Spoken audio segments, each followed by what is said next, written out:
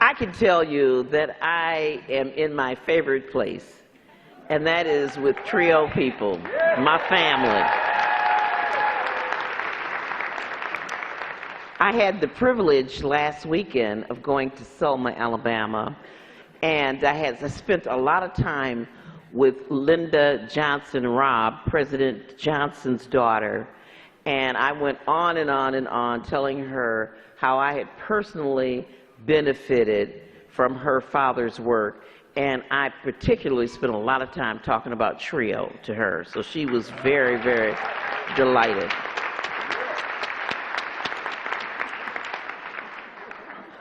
Trio has had a lot of challenges in the past few years, as you all have known. You just went and visited the Hill. And we are serving 53,000 students fewer than we have served historically. We had been on a trajectory of increasing our footprint in the lives of low-income, first-generation students, differently abled students, veterans, and in the past few years, we have seen, as a result of some of the budget battles, sequester, debt ceiling debates, we have seen a decline in real dollars in the TRIO program, and that has cost us 53,000 students. That's really the bad news. The good news is that we are on a righteous, glorious mission to educate the workforce of the United States of America. And this message is one that is worthy of all of the battle scars that these folk here at the head table have endured, and all of you have endured. Just tie a knot and hang on. I've got some really good news for you.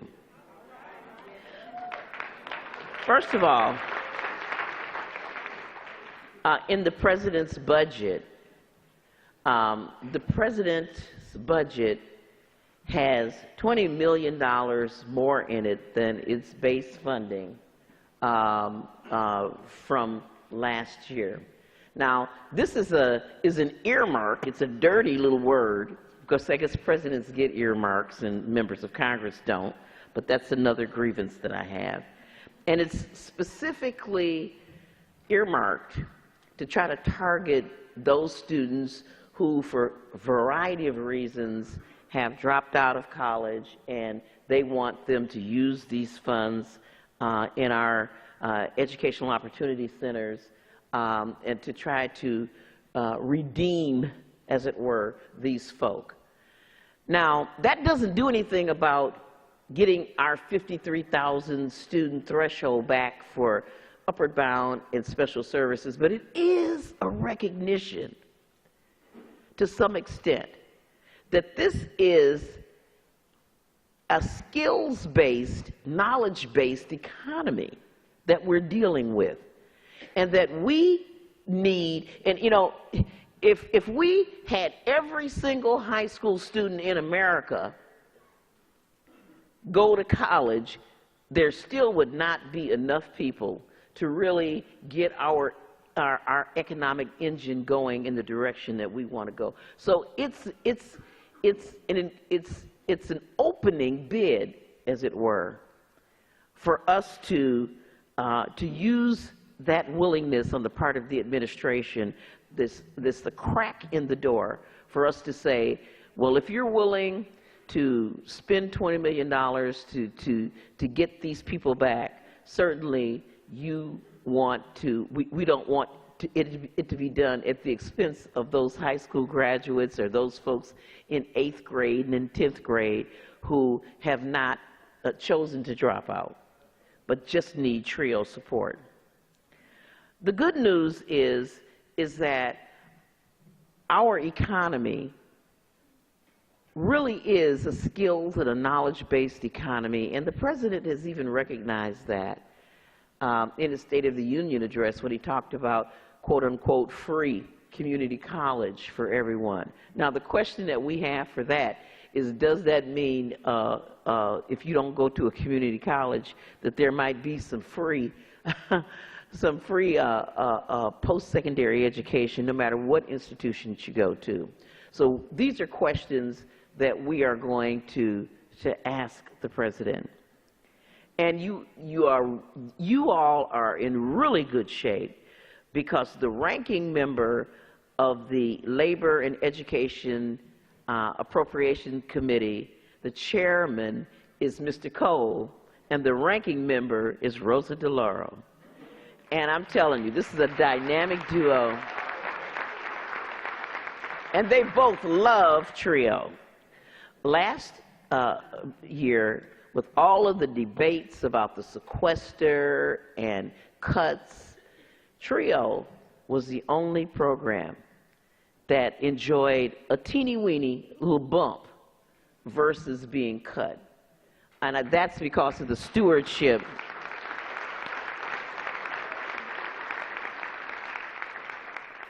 The other thing that we have going for us is that this has truly remained a bipartisan initiative. You know, I talk about how poor the students are and disadvantaged the students are in Milwaukee, Wisconsin. Or someone like my good friend from Selma, Alabama, Terry Sewell, talks about how poor and disadvantaged those students are in her district.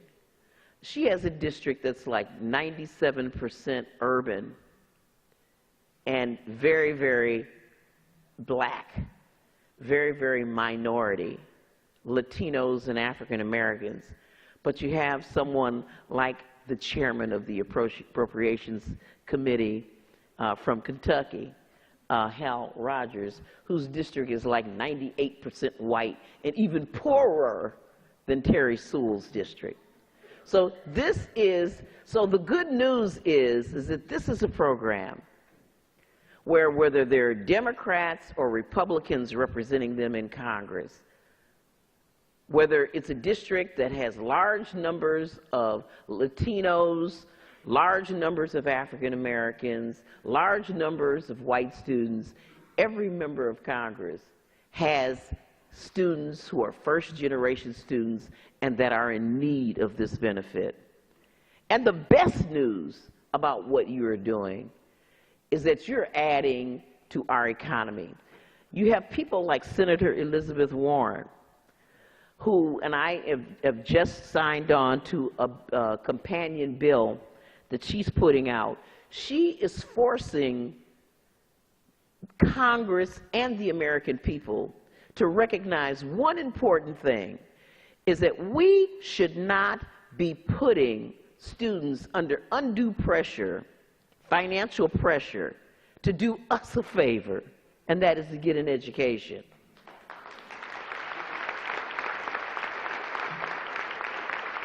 So the fights that we're having about Pell Grants and Perkins loans and PLUS loans and high interest rates, these are the things that are going to be put on the table to help and aid in this fight. We just need you all to stay strong and not be discouraged. We need you to make sure that those kids who come through your doors actually graduate. Because we have an administration that is very metric-centered. They want measurements. And so every little lost sheep costs us in this program. So someone said, Gwen, be sure to mention what we here can do. That's what you can do. You can make sure that Johnny and Susie and Orlando and all of them know that the destiny of this program is in their hands, that the graduates from this program are contributing members of society, and it's their responsibility to make this available to the next generation. You know, this notion, you clap.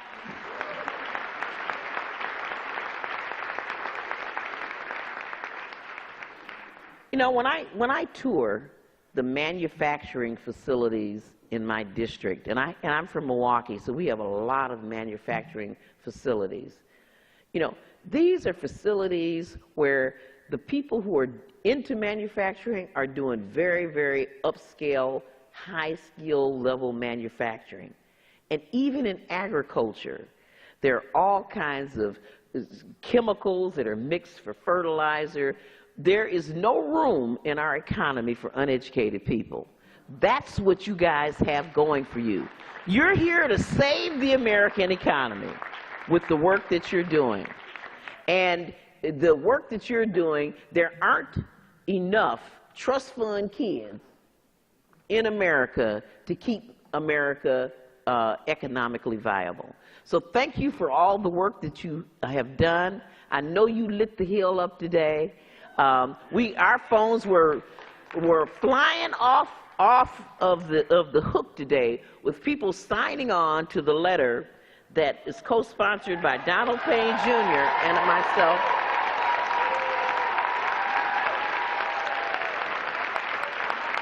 That's right.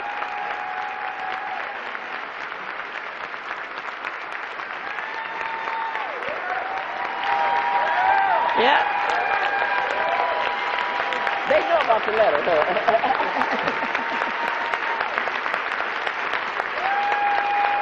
I take it you've heard about the letter. But we are going to press Tom Cole and Rosa DeLauro to make sure that they take care of TRIO in that appropriations bill. We're going to work this thing, folks. Thank you.